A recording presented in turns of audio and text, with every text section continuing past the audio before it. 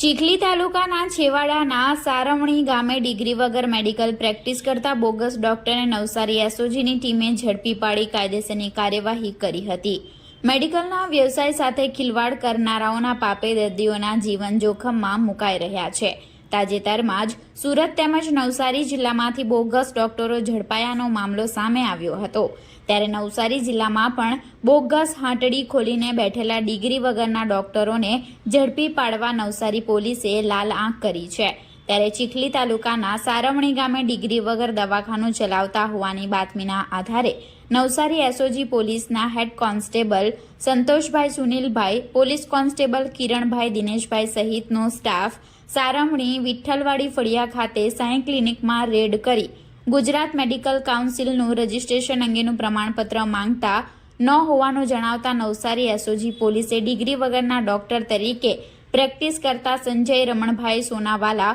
ઉંમર વર્ષ 53, રહે સારવણી વિઠ્ઠલવાડી ફળિયું, તાલુકો ચીખલી, જિલ્લો નવસારી, મૂળ રહે સોનવાડા ગામ, તાલુકો જિલ્લો વલસાડને ઝડપી પાડી અલગ અલગ એલોપેથિક દવાઓ તથા ડોક્ટરી પ્રેક્ટિસ કરવા માટેની સાધન સામગ્રી મળી ₹10,835 રૂપિયાનો મુદ્દામાલ તપાસ અર્થે કબજે કરી બનાવ અંગેની ફરિયાદ ફડવેલ પ્રાથમિક આરોગ્ય કેન્દ્રના ડોક્ટર કૃતિકાબેન અંકિતભાઈ પટેલ કરતા પોલીસે ધ ગુજરાત મેડિકલ પ્રેક્ટિશનરી એક્ટની જોગવાઈ મુજબ ગુનો નોંધી વધુ તપાસ ચીખલી પોલીસ મથકના PSI SV પટેલ કરી રહ્યા છે।